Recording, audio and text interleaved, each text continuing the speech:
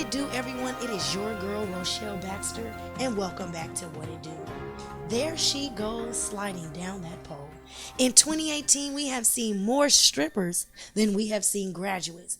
We went from turning the other cheek to watching booty cheeks meet, where you can get more than ice cream with that banana split. Glitter, dollar bills, and heels galore, but there has got to be more.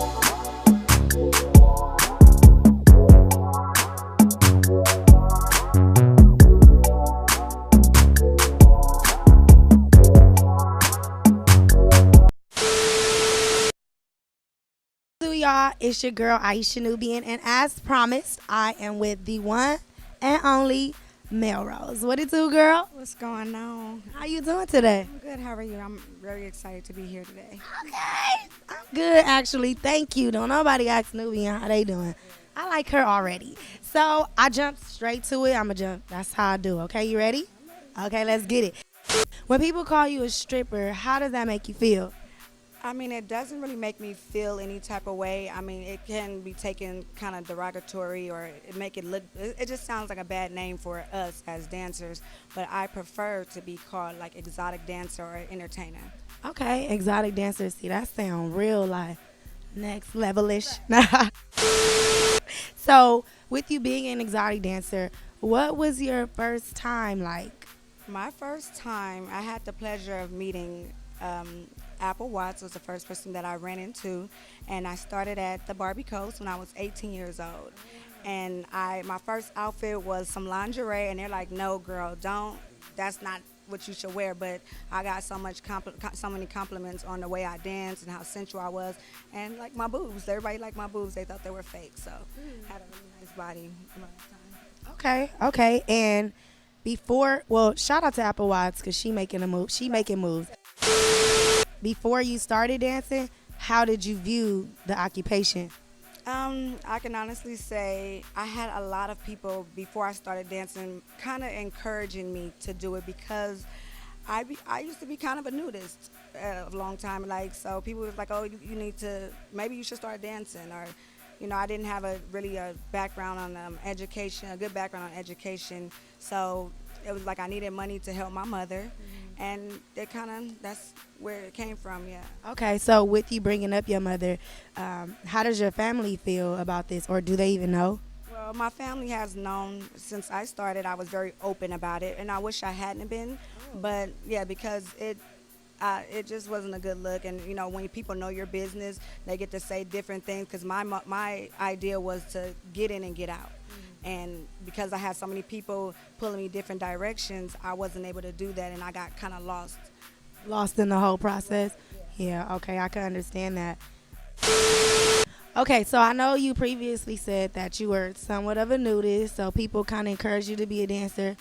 But with you, would you consider this? I mean, would you recommend this job to other people? I would not recommend it to anyone, but if you do decide to do it, there is certain rules and ways that you should go about it. Is like for any type of hustle or whatever, there's rules to it. There's like structure you should have, and just to have like time and money management, it definitely helps. But I didn't learn that until later on.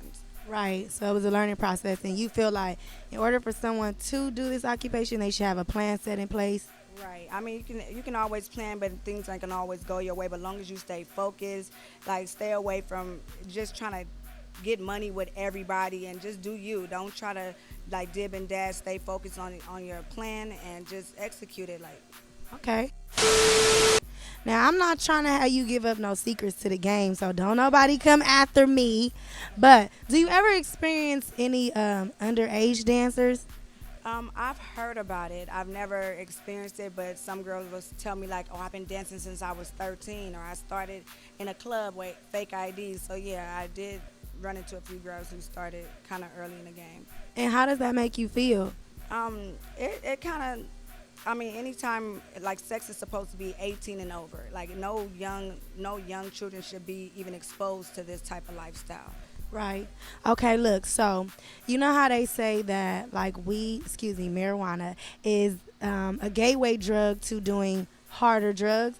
Do you feel like stripping is the gateway to like worser things, or not worser, but like, more hardcore things like maybe prostitution? Well, I'm very open about my lifestyle and the things that I've been to, and I'm not embarrassed by it because I had to go through that journey to get to where I am now. And some people, unfortunately, don't make it out, but it's easy to get pulled into that because some people think they need to do drugs to cope with what they're doing or to feel like they have to talk to a man, they have to be on drugs. Like, but it can because people introduce it to you or they feel like you're in a vulnerable place in your life. They kind of introduce it to you and you can't lose your way when it comes to that. Okay. Has anyone ever offered you money for sex? Yes, it comes with the territory, but um, for a long time I didn't take any extra for anything. I was strictly a dancer, and I got a lot of love for that. So if I give my advice to anybody, like, just have just what am I trying to say? Stay dancing. Yeah, stay dancing. Don't do nothing extra, and because once you cross over to that, it's no coming back. It's definitely not no coming back, and you just want to love, still have that love for yourself, and and just get out. What's the strangest thing that someone has ever done to you? Oh boy, I've been in pretty bad situations. Now that I'm thinking, at first I didn't think before I got here. I was thinking like, oh, I've never really been put in a really bad situation, but I have. I've been held against my will. I've been in a hotel room with a gun to my head, like.